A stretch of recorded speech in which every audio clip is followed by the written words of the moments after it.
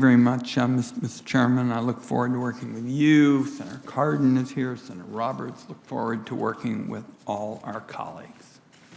The Trump administration has taken a qualified nominee and dumped him right into the middle of a dark money political firestorm of their own creation. And a radical change in tax law regarding transparency and disclosure has dragged the IRS and Treasury into a swirling set of questions about the president's foreign financial ties and his motivations. As a result, this nomination is no longer an isolated debate that can begin without some context. On Monday morning, news broke that a Russian national with alleged ties to Russian intelligence was arrested for, and I quote here,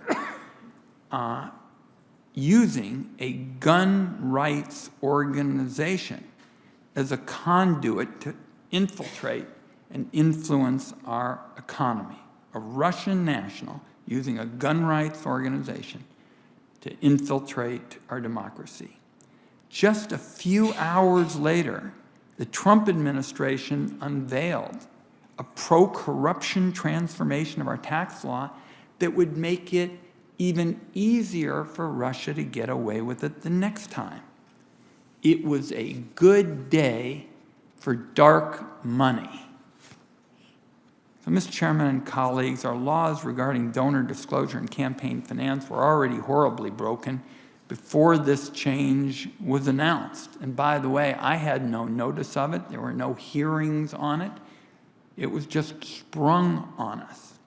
So the laws were broken before the change was announced. That was true even before the Citizens United ruling. Now, the latest blow, dark money groups used to be required to disclose their donors to the IRS. Now they won't be required to disclose at all. Not only is the Trump administration's move dangerously undemocratic, it goes straight into the Hall of Fame of shameless partisan politics. It's a signal to the public the administration is more interested in protecting foreign meddlers than American voters. And it came just hours after the president stood at a lectern next to a murderous dictator, praised him, and threw our intelligence professionals under the bus. So in my view, what happened this week leads to a few conclusions and next steps. First, this committee has to hold a hearing on the Trump administration's move to allow more dark money to influence and undermine our elections. As I stated, this was a change never debated in this room or in any public venue. It was basically plucked from the dream list of deep-pocketed groups on the far right who want to rewrite our laws to their benefit. The Congress and the American people need to know how the administration came to this decision, who they discussed it with, and what the full implications will be going forward. I will say, as the ranking Democrat on the Finance Committee, someone who worked with Chairman Hatch on these issues before, I was not informed anything about this. It's long past time to make several major changes to the laws in this area so that the people can have confidence our elections aren't bought and sold. Second, Mr. Chairman, I believe the committee needs to see Donald Trump's tax returns. We ought to set up a time, as is provided in statute, to discuss this in executive session, because this week proved enough is enough. People across the country, across the globe, are still reeling from the president's conduct in Helsinki and London in meetings with NATO and our partners over the last several days. There is a serious question looming.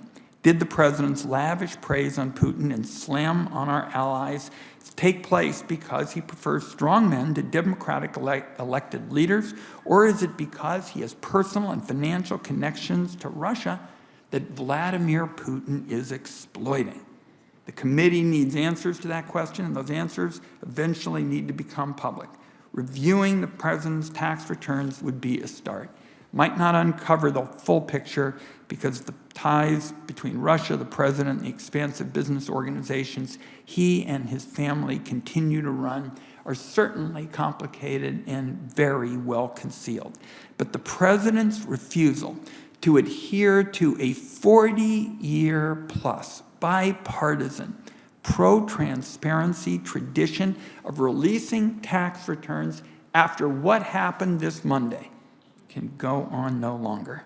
Finally, there are more questions, in my view, that ought to be investigated with the usual bipartisan approach we bring, Mr. Chairman. That includes further inquiries into the NRA's role in the 2016 election, Michael Cohen's influence peddling, and the conduct of the Trump Foundation. As of right now, we on this side of the dais have no dance partners to proceed, as is the best tradition of the Finance Committee, in a bipartisan way. I hope that changes, because one thing has become clear with the string of explosive revelations in the last few weeks. What the president calls a witch hunt is turning up a lot of witches.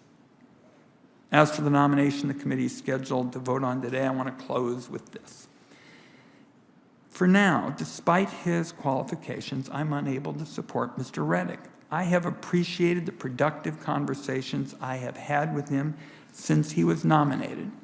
As soon as this hearing ends, I intend to ask Mr. Rettig to meet with me to discuss what he will do, if confirmed, to protect our country from a new flood of dark money, potentially foreign, to further infect our politics. Colleagues, this week has been about as far from business as usual as I can remember. And what the Trump administration announced late on Monday, after a Russian national is indicted for trying to infiltrate our politics, just yanks control of our democracy even further from the hands of the American people. So today, I'll be a no. Thank you, Mr. Chairman.